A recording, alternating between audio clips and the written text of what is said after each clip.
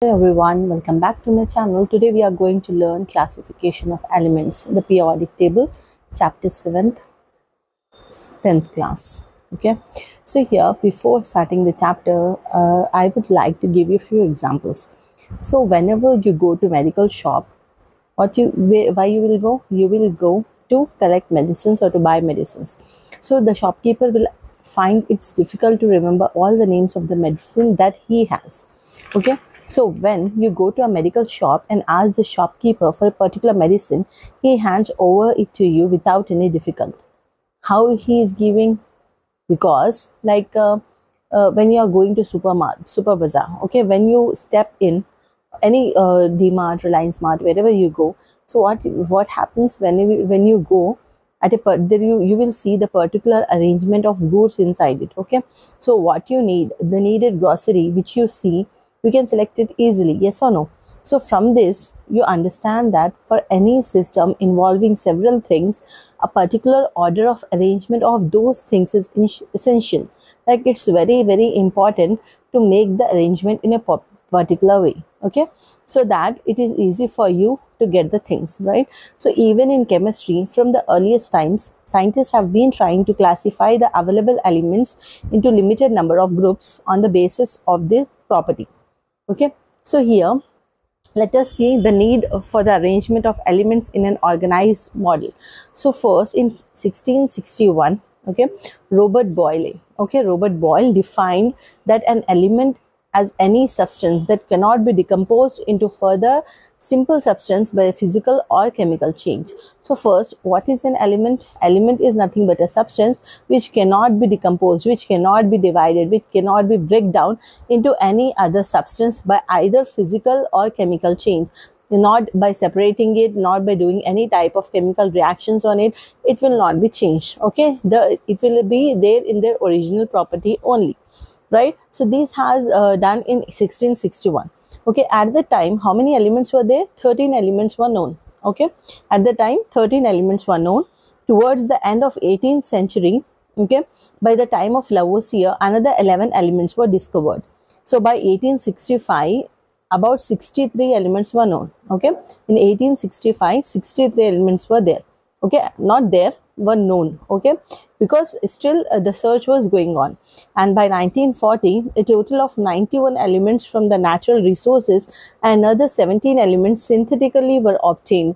Not naturally, synthetically. Okay, there is a difference between natural and synthetic. Natural is nothing but which we are getting from the nature. Synthetic means we are taking the natural things and we are mixing it and we are making it. So that is nothing but an artificial, you can say, or synthetically. Okay, by now, including synthetic elements, there are more than 118 elements. How many elements are there now?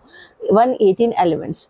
So as the number of elements increased, it became difficult to keep in memory the chemistries of individual elements and the compounds. See, if you are having a lot of students in your class, suppose a class is having 100 students, a particular teacher, only one teacher, is she able to concentrate on each and every student? No, right? Because it will be more difficult.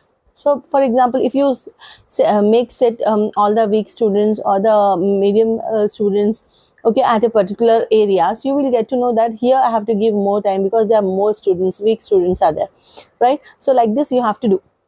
So in previous classes already we have learned about the classification of elements in metals and non-metals, yes or no? For example, sodium, potassium, etc. are metals and sulfur, chlorine are non-metals. But this classification has so many limitations. Aluminium has some metallic properties and some non-metallic properties.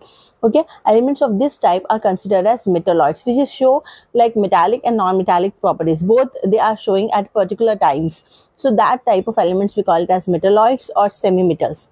Okay, so there was a need to classify them in still better ways. So hence chemist starts to frame ways to group the elements and compounds on the basis of the physical and chemical properties. So in the beginning of the 18th century, Joseph Louis Proust stated that hydrogen atom is the building material, because mostly they are able to see that hydrogen is present in other metals also.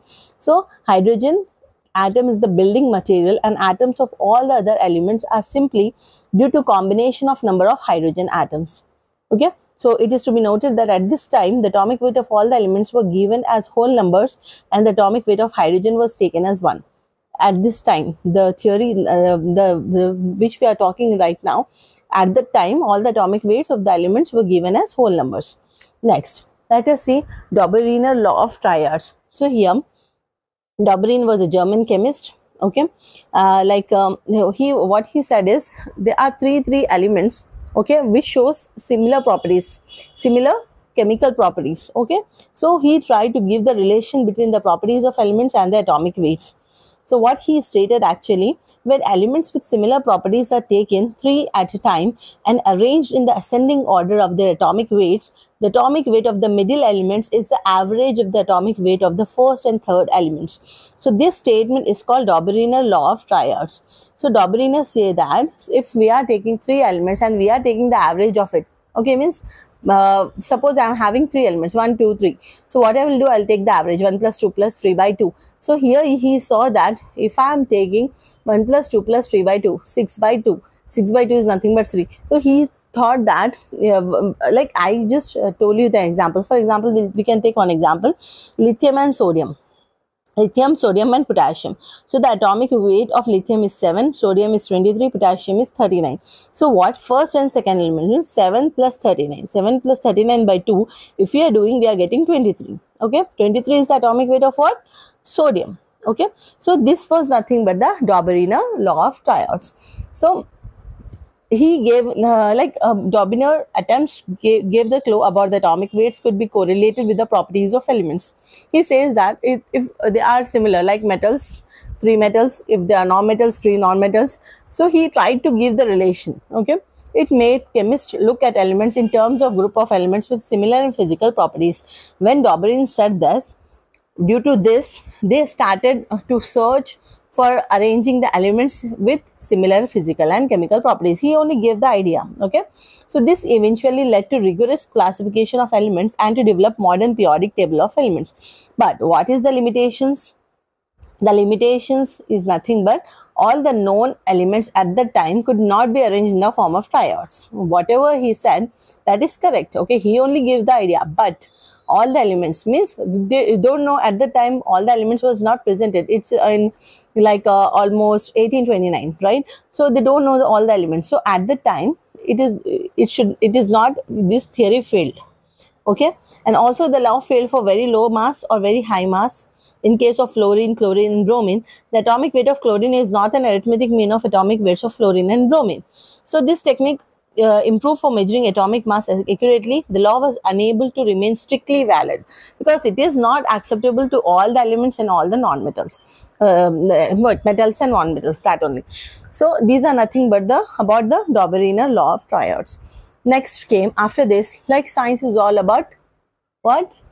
Observing, exploring. Okay, so continuously experiments are done by the scientists to know more about the things what they can implement. Now also someone is doing the experiments and all to find out what we can do more, right? So like it is nothing but always science is learning only. Okay, that is not a permanent thing. Next, Newland's law of octaves. So John Newland, he is a British chemist.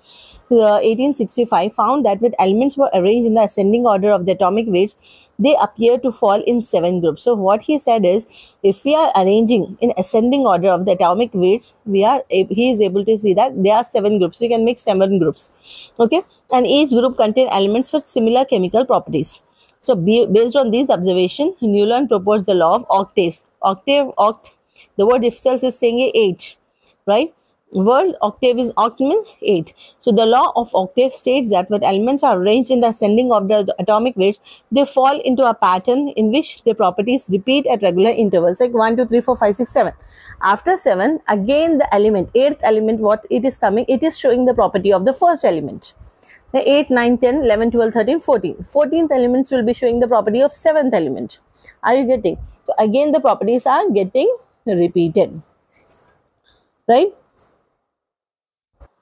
Newland was the first to assign numbers to the elements. So he only gave the thing, but his work was not accepted by the seniors nor the Journal of the Chemical Society, so which rejected its publication. Okay. Next, Mendeleev periodic table. So Mendeleev, how Mendeleev said? So Mendeleev arranged the elements known at the time in a chart in a systematic order in the increasing order of the atomic mass. First decreasing order, ascending order, and then he arranged in the form of increasing order of atomic weights. Okay, so he divided the chart into 8 vertical columns known as group, and each group is divided into A and B subgroup. Okay, each column contains the elements of similar chemical properties. It is said that elements in a group have similar properties and elements along periods have different properties. Okay, so he has given he has divided the table into groups, as you can see in the picture, right? Next is the periodic law. What is the periodic law? The law states that physical and chemical properties of the elements are periodic function of the atomic weights. The law states that physical and chemical properties of the elements, okay, are the periodic function of the atomic weights. This is the most important law. Okay, read continuously, you can see and you can read it. Next, we'll see the silent features and achievement of the Mendeleev's periodic table. What are the achievement and what are the features? The first is nothing but group and subgroup. Just now, as I told you, like he divided the table into 8 vertical columns called group. Okay, vertical columns, here we are calling it groups. Okay, next, they are represented by Roman numerals 1 to 8. Elements present in a given vertical column have similar properties. Each group is divided into 2 subgroups A and B. The elements within any subgroup resemble one another to a great extent. For example, subgroup 1A elements called alkali metals resemble each other very much in their properties. Okay, so here similar properties, chemical properties which they are showing, he arranged that into form of groups. Next is periods. Periods is nothing but horizontal rows.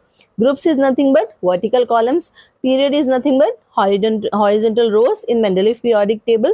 Okay, there are 7 periods. How many groups are there? 8 groups, right? And here periods is how much? 7 periods, which are denoted by Arabic numerals 1 to 7. Elements in a periodic table differ in their properties from one another. A period comprises the entire range of elements after which properties repeat themselves. Just as we discussed, who gave this periods idea? Who gave this? Newlands, right? Newland given this idea. So he used that idea. Next, predicting the properties of missing elements. So based on the arrangement of the elements in the table, he predicted that some elements were missing and left blank spaces. He left blank spaces also in the periodic table, right? So as we can invent some more elements, we can join there, right? So he kept some blank spaces. So he believed that some new elements would be discovered definitely. He predicted the properties of these new additional elements in advance, entirely depending on his table. Okay. Next is how many features we have learned? Group and subgroups, periods, predicting the property of missing elements. The fourth is correction of atomic weights. The placement of elements in Mendeleev periodic table helped him to correct the atomic masses of some elements like beryllium, indium, and gold. Atomic weight formula is equivalent weight into valency. Atomic weight is equals to equivalent weight into valency. Next is anomalous series. An anomalous series of elements like tellurium and iodine was observed in the table. Okay, it is having more atomic weight. Selenium will have 127.6 U and placed before the elements with less atomic weight. Some arrangement was not good, so he searched that. Okay, so Mendeleev accepted minor inversions in the order of increasing atomic weights, as these inversions resulted in elements being placed in the correct groups. So it was the extraordinary thinking of Mendeleev that made the chemist to accept the periodic table. So he's given such a wonderful idea that everyone have to accept it. Okay, he is the only like more than anyone else as the originator of the periodic law. Next, for every good things there are some kind of limitations, right? So what are the limitations here? Anomalous pair of elements. So certain elements of higher atomic weights precede those with lower atomic weights. Okay, the first is nothing but higher and the other nothing but the lower. So that is the proper arrangement. So this is one of the limitation. Like the similar elements placed together, like the elements which don't have the similar chemical properties are arranged, like are placed at one group. That is also one kind of limitation. Next, by seeing the limitations, one more periodic law was given by H.J. Moseley. That is nothing but your modern periodic table that you are learning now. Okay, now let us see what is modern periodic table. Okay, So in 1913, H.J. Moseley found that each element emits a characteristic pattern of X-rays when subjected to bombardment with high energy electrons. So by analyzing the X-ray pattern, Moseley was able to calculate the number of positive charge in the atom of respective elements. So here he said certain things which the previous scientist has not given things, not said about it. Okay. So here the number of positive charges, proton, in the atom of an element is called atomic number. He said that number of positive charges. What is an atomic number? Number of positive charges in the element. Okay. With this analysis, Moseley realized that atomic number Z is more fundamental characteristic of an element than its atomic weight. So, atomic number is also very, very important, right? Atomic number is denoted by capital Z. After knowing the atomic number of elements, it was recognized that a better way of arranging the elements in the periodic table is according to increasing atomic number. So this arrangement eliminated the property of anomalous series. Okay, so before that, Mendeleev, the periodic table which he has given, there is a problem of anomalous series, right? So this, by arranging the elements in periodic table in increasing atomic number, this problem is eliminated. So for example, tellurium has more atomic weight than iodine, right? It has atomic number less by 1 unit compared to iodine. So this atomic number concept forced the periodic law to be changed. So now what is the modern periodic law? The periodic law is changed from atomic weight concept to atomic number concept, right?